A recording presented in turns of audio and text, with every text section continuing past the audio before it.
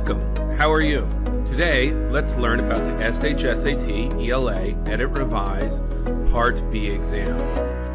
What is this exam? Well, it's a passage. We read the passage just like any other, but the questions ask about the organization and function of the passage, not so much what the story is about. The passage has particular structure to it. It's a non-fiction passage, roughly 5, maybe 6 paragraphs, and it's almost always about a topic and the benefits of that topic. Occasionally it could be a problem and the solutions of that problem, but usually we'll see whatever the topic is: drilling through mountains to build tunnels, learning to code, finding time to volunteer. It's always the topic and the various benefits to that topic. So remember, answer choices that mention just one benefit usually are wrong. Paragraphs are structured very clearly in this nonfiction. They always begin with an intro paragraph. The intro begins with a scene setting, a background for the reader to understand, and then at the end of that intro paragraph, a clear thesis claim. In many cases, it's set up as a problem as part of the scene setting, and the thesis claim is the solution. There will always be a question at the end of that intro paragraph, the follow-on intro question. That will ask you basically, what is the thesis claim? That's what belongs in that last sentence. And if the thesis claim is already stated, it might be some type of detail or clarification about the topic relevant to that thesis claim. The next section is always a how to do it section. How is it done? How do you build a tunnel? How do we use a bike share program? It's a how-to, how the topic is done paragraph that leads into the body paragraphs. The body paragraphs provide the evidence for the main thesis claim. These are the different arguments, and in this case, it's almost always the different benefits of the topic. It typically starts with a transition word or phrase and a clear topic sentence about that particular benefit, and then it provides within each body paragraph the evidence, which includes examples or details, whatever is the evidence for the particular topic at hand and the thesis. So we'll see a few different questions related to this. There'll be follow and support or follow and develop questions.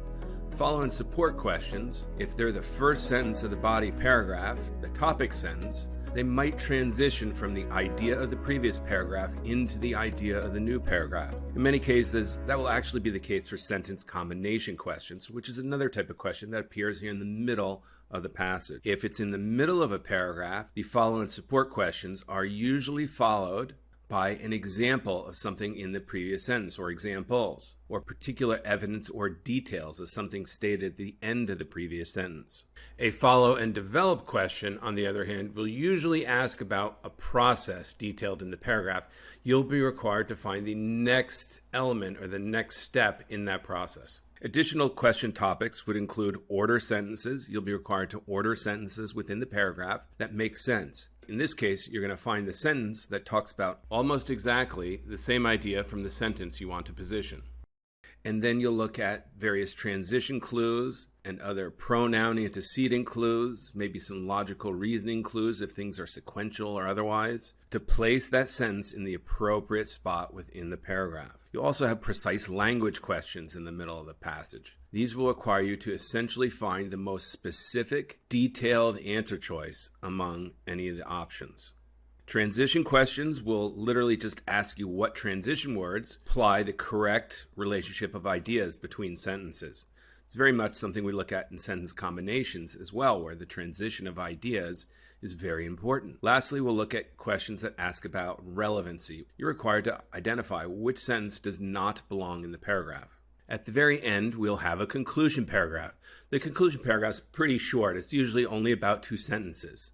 Every conclusion needs to restate the thesis claim and the arguments made in the passage. In this case, you'll always have a question, almost always have a question, that's a follow the conclusion question, which requires you to essentially find that restatement of the thesis claim and the different arguments that were developed in the body paragraphs. So make sure you clearly identify that thesis claim and each of the arguments in favor, all the benefits as it would be most likely for the Edit Revise Part B passages. And also consider a correct answer might advocate for an action. It might be a call to action based on that thesis claim. So that's a typical correct answer choice. Now, there are a few incorrect answer choices that go along with that you want to be aware of. Oftentimes, mistakes related to follow conclusion questions are wrong answers that provide only one of the benefits. Usually there are two answers that provide one of the benefits. That's too narrow. It can't be the full thesis claim or statement. Also, they seem to have a weird answer that talks about the increase of the topics. Since we're talking about benefits of topics in most cases,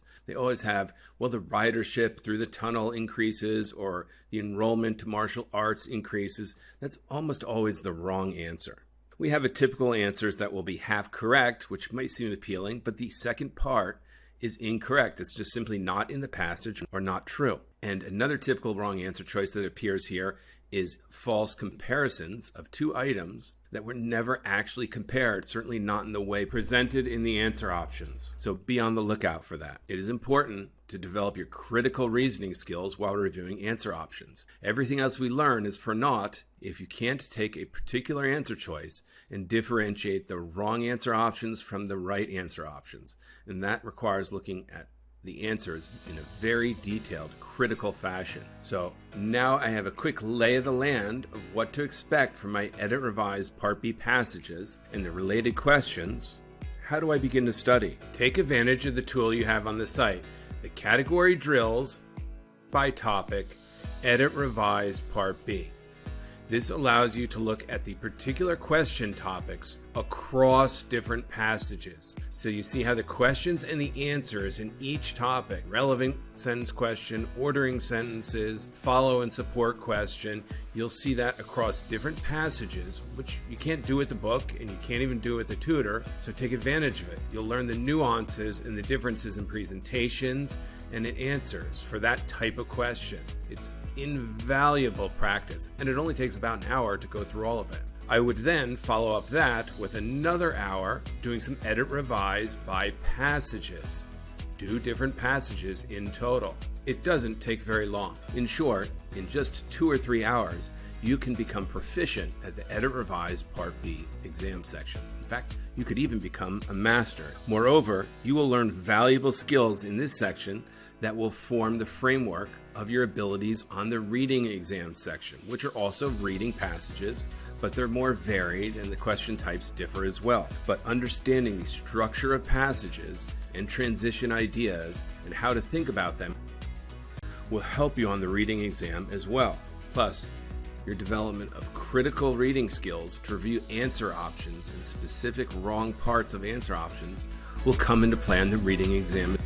So this is a great segue to begin, or a great framework for beginning your reading exam education for the SHSAT ELA. Good luck and happy studies.